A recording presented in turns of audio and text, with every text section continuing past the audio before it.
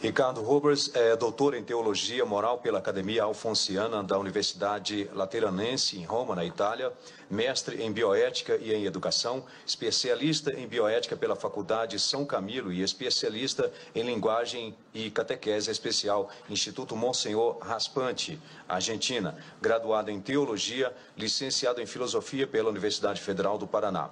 Dom José Eduardo de Oliveira e Silva é licenciado em Filosofia pelo Centro Universitário Assunção e doutorado em Teologia pela Pontifícia Universidade da Santa Cruz, em Roma.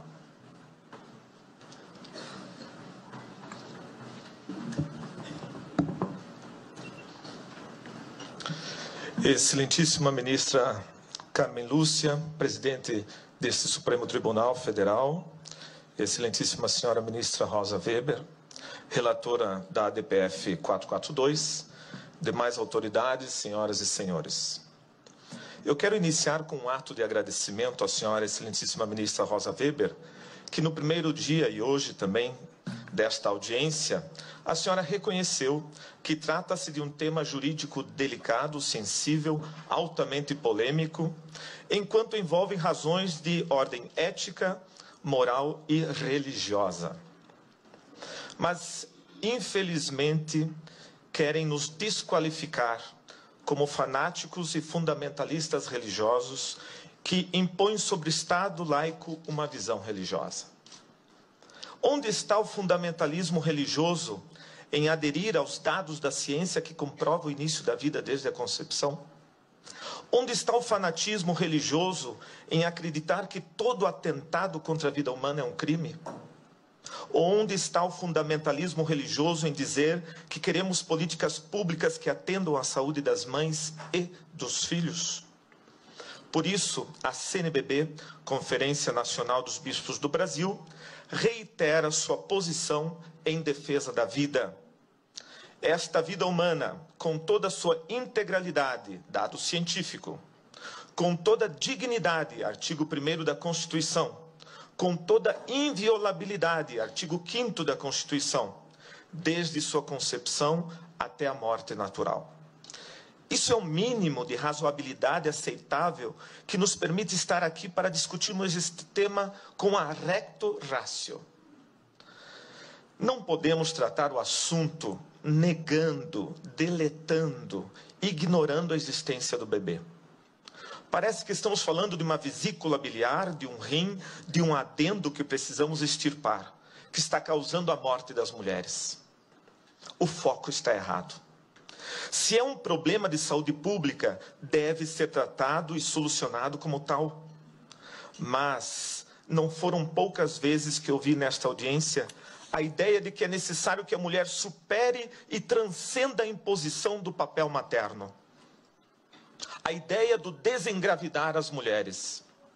Isso, excelentíssima ministra, não tem nada a ver com os artigos 124 e 126 do Código Penal. A questão jurídica dos números 124 e 126 foi recepcionada, sim, por todas as mães que pensaram em abortar, mas não o fizeram, lembrando que é um atentado contra a vida. Se negarmos isso, negaremos a capacidade de discernimento de todas as mulheres que optaram por não abortar para salvaguardar os seus filhos. O desacordo não é jurídico. Desabilitando os já referidos números do Código Penal, este Supremo Tribunal Federal estaria desacreditando na consciência reta que tutela a vida mais frágil e inocente, que é a vida do bebê. O problema é que ninguém quer nominar esse inocente.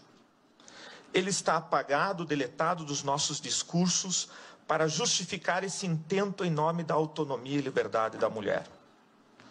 Mas a criança em desenvolvimento, na 12ª semana, é uma pessoa, uma existência, um indivíduo real, único, irrepetível. E provavelmente, naquele momento, a mãe já escolheu o nome para o seu filho. Se é uma questão de saúde, e a palavra saúde vem de salus, do latim, significa salvar, a lei teria que proteger a mãe e o filho proporcionalmente. Como este Supremo Tribunal Federal vai explicar a permissão da pena capital a um ser humano inocente e indefeso para justificar a nossa incapacidade de políticas públicas de proteção à saúde reprodutiva da mulher? É assim que o Supremo Tribunal Federal vai garantir a inviolabilidade do direito à vida, dando uma arma chamada autonomia, para que homens e mulheres, no seu bel prazer, interrompam a vida das crianças até a 12ª semana, sem precisar dar nenhuma satisfação do seu intento predatório. Esperamos que não, pois o direito à vida é o mais fundamental de todos os direitos. Por isso, mais do que qualquer outro, deve ser protegido. Ele é um direito intrínseco à condição humana e não uma concessão do Estado. Os poderes da República têm a obrigação de garanti-lo e defendê-lo. E não compete a nenhuma autoridade pública reconhecer seletivamente o direito à vida, assegurando a alguns e negando a outros. Essa discriminação é iníqua e excludente. Então, poderíamos nos perguntar o que fazer? Urge combater as causas do aborto, através de implementação e aprimoramento de políticas públicas que atendam eficazmente as mulheres, nos campos da saúde, da segurança, da educação sexual e entre outros, especialmente nas localidades mais pobres do Brasil. Mas isso não é matéria para ser discutida nessa Suprema Corte, e sim no Legislativo. Em todo caso, eu convido a senhora, excelentíssima ministra Rosa Weber, que antes de tomar sua decisão, conheça pessoalmente ao menos uma das casas pró-vida que começam a se espalhar pelo Brasil. Nelas, a senhora não vai encontrar só mulheres que recepcionaram os números 124 e 126 do Código Penal, mas também encontrará os seus filhos, que elas não abortaram, dizendo: obrigado, porque vocês me deixaram viver. A senhora poderá mostrar ao mundo que nenhuma sociedade democrática está condenada e obrigada a legalizar o aborto por pressões externas. Poderá mostrar que nosso país não se rebaixa para interesses estrangeiros sobre a nossa soberania. Nós também somos capazes de produzir projetos sociais alternativos para ajudar as mães a gerar e cuidar dos seus filhos. Essas iniciativas já estão demonstrando que é muito mais eficaz, menos oneroso ao Estado e altamente salutar às mães. Porque é muito pior dar um trauma a mais a esse drama pelo resto de suas vidas. É uma pena que o Estado e muitas instituições ficaram tão obcecados e limitados com a estreita visão do aborto e da sua legalização, que se pensássemos o uso dessas verbas para projetos alternativos de cuidado e acompanhamento de casas de acolhida, hoje estaríamos com uma visão diferenciada. Algumas destas casas, Casa Provida Mãe Imaculada em Curitiba, Casa Luz em Fortaleza, Casa Mater Rainha da Paz em Canoinhas, Associação Guadalupe em São José dos Campos e muitas outras que eu passei a lista.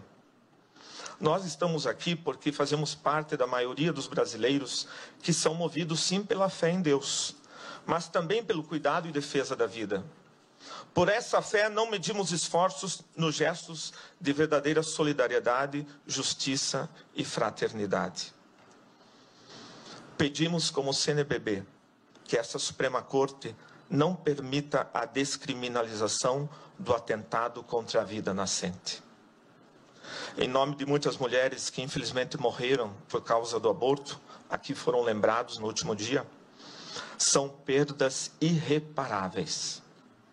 Mas nesse momento, a minha homenagem é para as crianças que morreram com suas mães. E que não sabemos os seus nomes, mas com certeza suas mães já o sabiam. Essas crianças anônimas, que a sociedade não tem coragem de nominá-las, e as esconde nos seus discursos e retóricas, como se não existissem, elas existiram e existem. Nenhuma sã consciência pode negar isso. Excelentíssima ministra Rosa Weber, um dia o grito silencioso desses inocentes calará fundo, pois a nossa nação, pátria amada, mãe gentil, sentirá falta da alegria e do sorriso desses filhos que ela não deixou nascer. Permita-nos continuar cantando dos filhos deste solo és mãe gentil, pátria amada Brasil. Obrigada, Dom Ricardo Boker.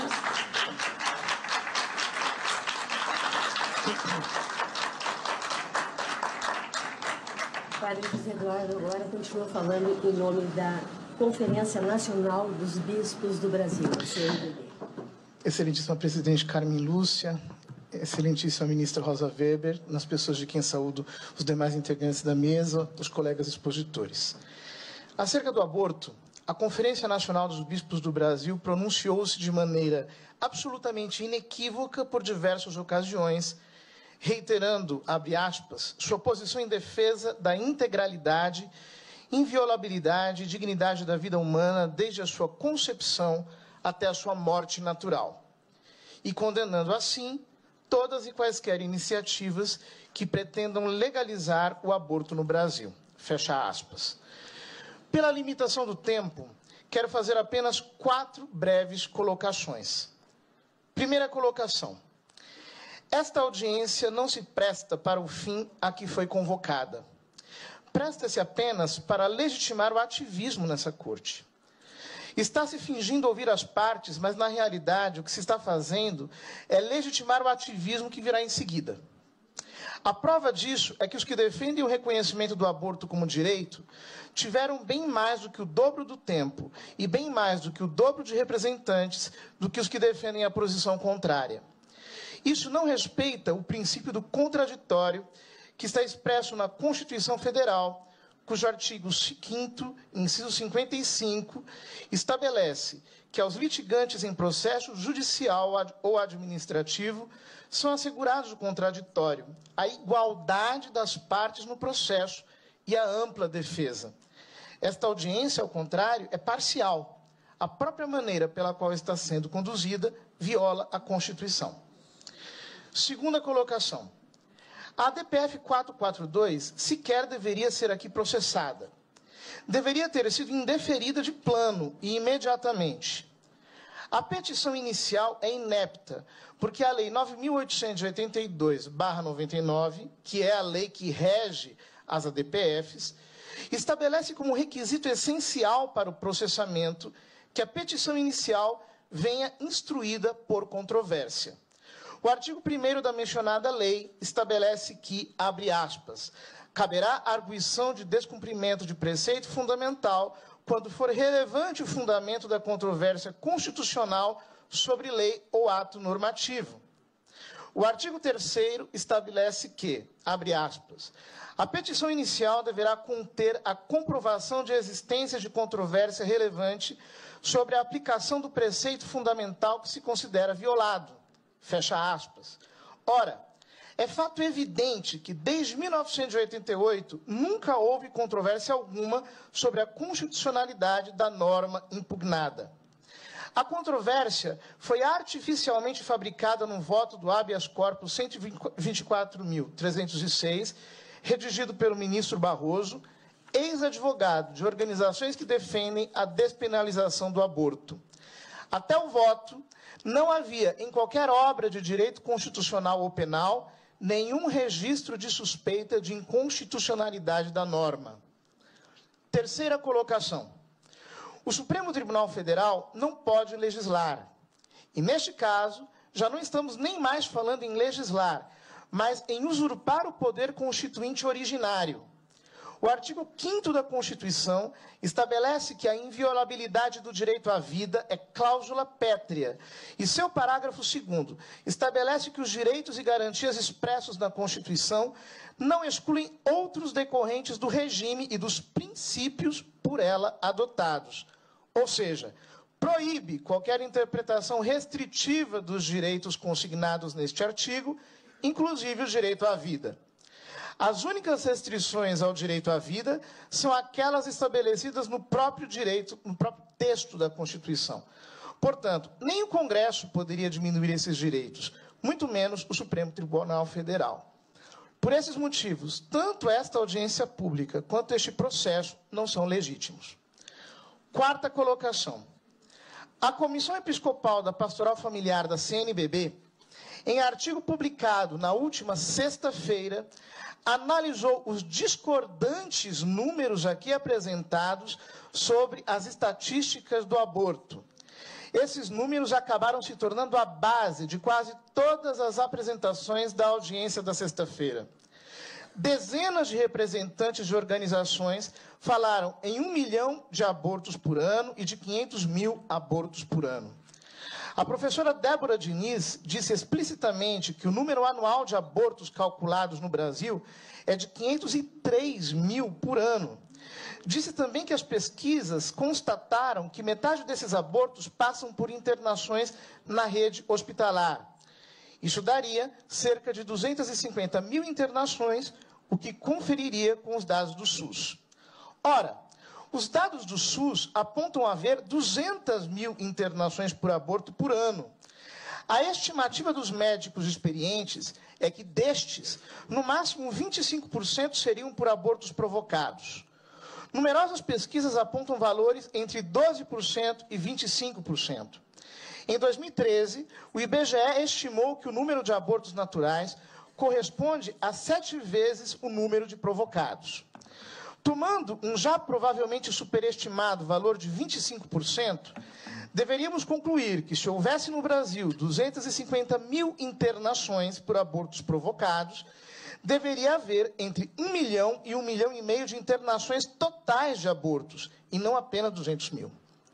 Além disso, os livros de obstetrícia e patologia afirmam que o número de abortos naturais, ocorridos em sua maioria no final do primeiro trimestre, é cerca de 10% do número de gestações, a maioria dos quais passam pelo SUS.